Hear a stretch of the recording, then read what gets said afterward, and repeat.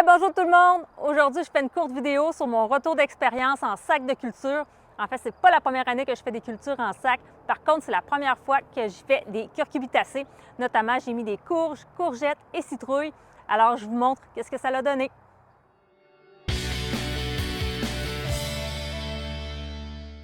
Alors, je vous montre mes sacs de culture. Ici, dans ce sac-là, c'est les courgettes vertes, courgettes jaunes ici. On voit là, que les plants commencent à sécher, hein, puis probablement de l'odium là-dessus. Donc, il y a des taches qui apparaissent là, sur les plants.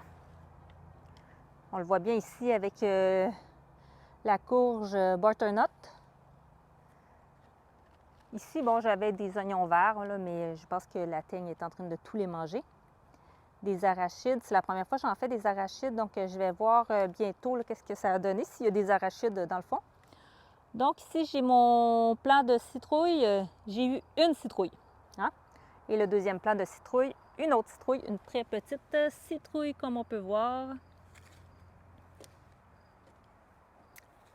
Donc, c'est ce que ça a donné. Pour ce qui est courge butternut, j'ai eu une courge butternut, comme vous pouvez voir ici.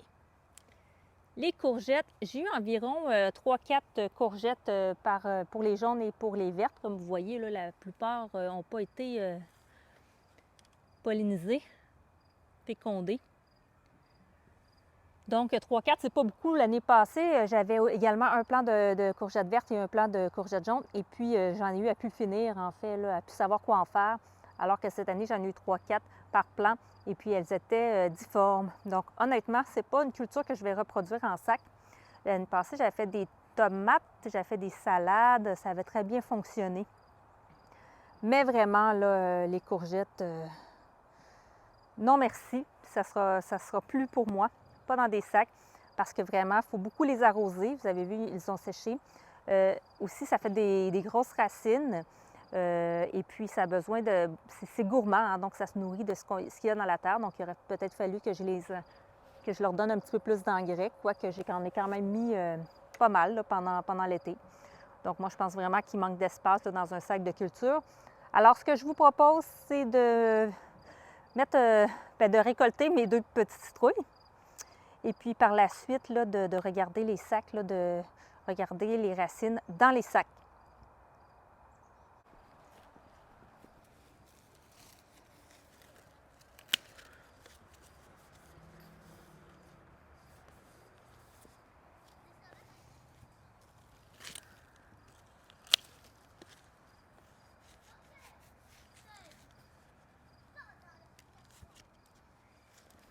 Donc, commençons par les courgettes.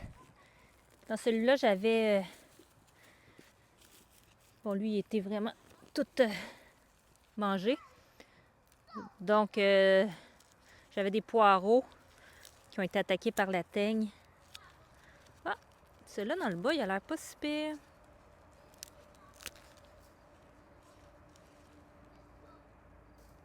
Bon, je pense que je prendrai pas de chance.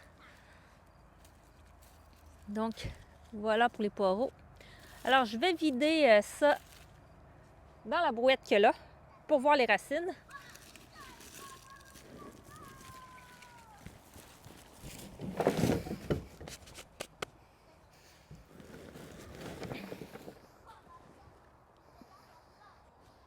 Donc, regardons ça de plus proche. On commence à voir là, les racines. Comme on voit, il y a des racines tout le tour. Donc,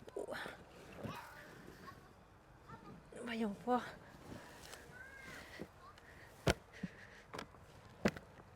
Si on est capable d'aller chercher notre plat.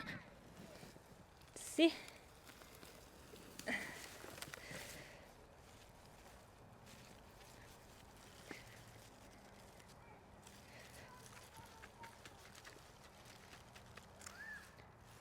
On voit là qu'il y a des longues racines. Hein?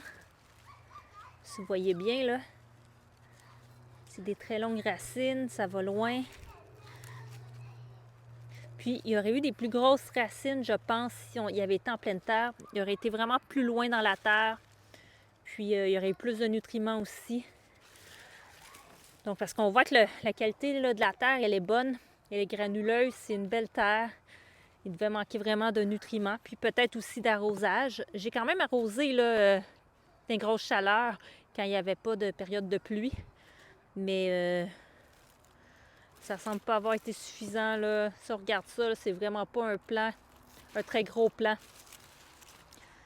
Ça vient beaucoup, beaucoup plus gros que ça habituellement en pleine terre. Donc ça, c'est un peu décevant. Je vais regarder peut-être un sac de citrouilles. Ah! Je sais pas si je vais avoir le temps de vous le montrer. Est-ce que je l'ai manqué? Ah, je l'ai manqué. Il y avait un petit mille-pattes.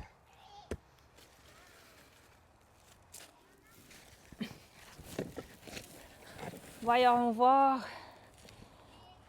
la citrouille.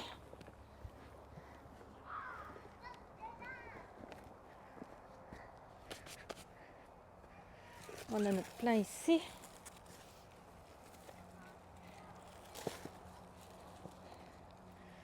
Ça ressemble un peu hein, aux courgettes. Puis on voit quand même que le plant il est relativement petit. Il a séché, il a fendu ici.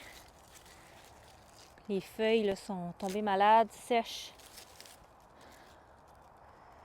Puis encore là, on a une bonne qualité de terre. Hein. J'avais mis du fumier à l'intérieur, de la terre, de la bonne terre. C'est de la terre que j'avais achetée, là, la terre à jardin. Et puis j'ai mis beaucoup aussi d'engrais de granules de fumier de poule. Alors c'est pas un problème de terre. Je pense vraiment que c'est trop gourmand comme plante là, pour mettre dans un sac. Ça a besoin de plus d'espace et ça réussit vraiment mieux en pleine terre.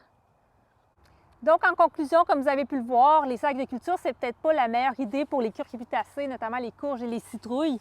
Hein? Un sac de culture, c'est sûr que c'est limité en espace et ça va faire une moins bonne rétention de l'eau que directement en pleine terre, où vraiment les tiges, les racines de nos plants vont pouvoir aller jusqu'au fond, chercher l'eau, pouvoir s'alimenter également, plus de nutriments également. Donc, si jamais vous utilisez des bacs de culture parce que vous avez un petit espace, je vous conseillerais peut-être d'autres types de légumes là, que les courges et les citrouilles, notamment les tomates. C'est plus facile de les faire dans des sacs de culture comme ça, ou sinon des légumes moins gourmands. Donc, moi, mon expérience, je ne referai pas de sacs de culture. Là, je ne ferai pas des courges dans des sacs de culture. Je vais retourner soit en pleine terre ou dans une butte lasagne. Donc, je n'ai pas encore fait mon plan pour mon potager l'année prochaine, là, mais je vais en tenir compte. Alors voilà, j'espère que vous avez apprécié. Merci d'avoir visionné et à la prochaine. Au revoir.